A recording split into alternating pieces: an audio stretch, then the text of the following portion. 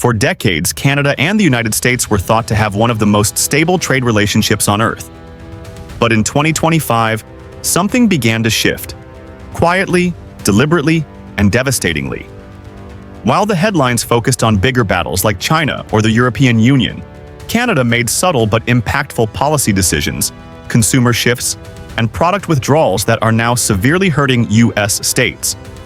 No major announcements, no tariff war drama, just shelves that stopped carrying American products, contracts that quietly expired, and policies that now favor homegrown goods over long-standing imports. This video takes a hard look at 10 American states, some of them economic powerhouses, that are facing the unexpected consequences of Canada pulling the plug. We're not just talking about numbers and trade reports. This is about farmers, factory workers, small businesses, and entire local industries being thrown into uncertainty. Let's dive deep into the states that are now reeling under the pressure of what many are calling Canada's silent retreat. Number 1, Florida. Florida oranges, grapefruits, and juice concentrates were once breakfast staples across Canadian households. But in 2025, Canadian grocers replaced them with citrus from Mexico and Spain. The reason? A new import surcharge linked to Florida's pesticide regulations. Florida farmers were caught off guard. Many were mid-season when the new Canadian rules went into effect. As a result, millions of crates rotted in storage or were sold domestically at a loss. Canadian brands began highlighting pesticide-free imports, directly undermining Florida's image. Nearly 1 in 4 citrus exporting farms reported financial distress by mid-year. Florida's citrus industry has weathered storms before, but this time the storm came quietly from across the border. Number 2, California, Napa Valley, Sonoma, Willamette Valley. These names once commanded respect across Canadian wine menus and bar counters. But in 2025, a shift began. Canadian provinces started subsidizing domestic wineries and limiting U.S. imports through updated sustainability policies. Overnight, American wine exports plummeted. California wineries reported a 40% decline in Canadian sales. Oregon's craft beer industry, once a favorite among Canadian connoisseurs, faced similar losses. The damage? Over 2,000 seasonal jobs lost, countless vineyards left with unsold inventory, and tourism in wine country declining by double digits.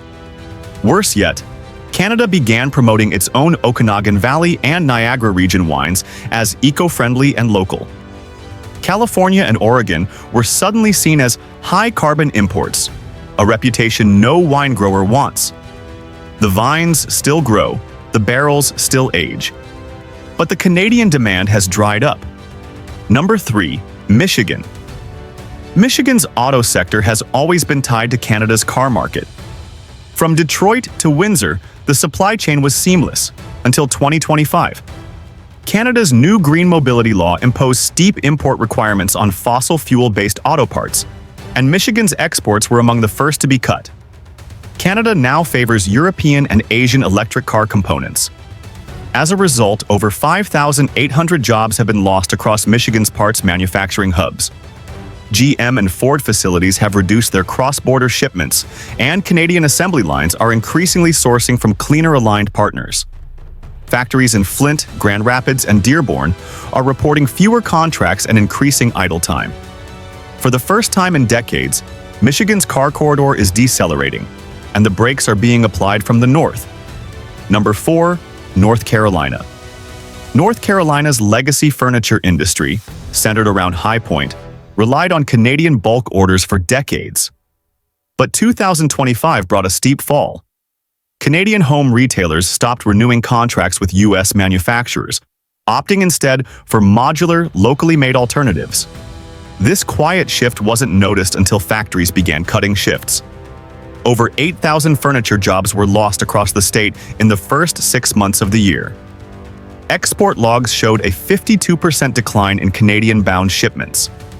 Even worse, some Canadian retailers publicly advertised their move away from foreign hardwoods, which directly hurt the North Carolina timber industry as well. The once bustling showrooms are now half empty, and the heart of North Carolina craftsmanship is feeling hollow. Number 5. Kentucky and Tennessee, Canada, was once a proud and reliable importer of American whiskey and bourbon.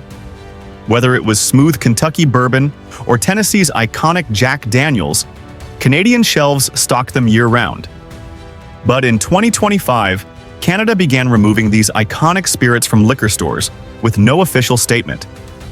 It wasn't a boycott, it was a quiet vanishing act. Distributors started prioritizing Canadian brands. Retailers followed the trend.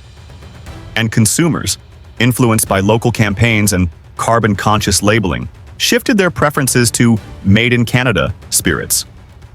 In Kentucky, over 3,500 workers lost their jobs in the first quarter alone.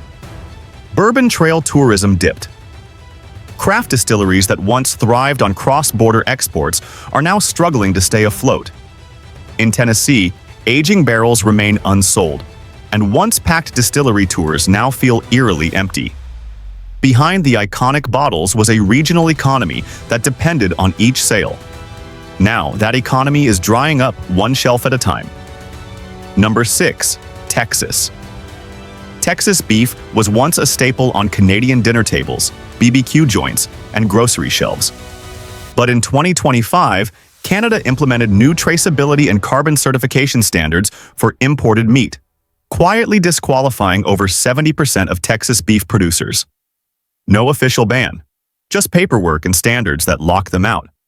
Cattle ranchers from Amarillo to San Antonio are sitting on unsold stock. Prices have dropped locally due to oversupply.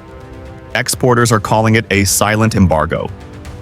Meanwhile, Canada is boosting its own grass-fed beef and promoting alternative proteins. For Texas, the loss means over $250 million in projected export revenue gone. For ranchers, it's a direct hit to generational livelihoods. Number 7. Wisconsin. Wisconsin's identity is tied to dairy. But in 2025, Canadian supermarkets started phasing out American cheese imports, especially from Wisconsin. New labeling requirements around hormone-free production and farm sustainability made it harder for U.S. dairy to qualify. As a result, over 300 smaller dairies shut down in the first half of the year. Cooperative milk prices tanked. Farmers who once relied on Canadian contracts are now being forced to sell locally at a loss. Canada, meanwhile, is heavily promoting its Quebec and Ontario dairy sectors. American cheese is now seen as outdated or incompatible with Canadian health standards. Wisconsin's dairy pride? Now at risk of spoilage. Number 8. This isn't a trade war. This isn't loud, but it's real. And for the 10 states we've just covered, the quiet collapse of cross-border trust with Canada is causing deep damage. Whether it's bourbon or soybeans, cars or cheese, the message is clear. America's closest partner is now quietly walking away. The question now is, who's next? And what can be done before more shelves go empty and more factories go dark? Let us know in the comments. Is your state feeling the impact? Don't forget to subscribe to Traveling Vibes for more deep dives into stories the mainstream ignores.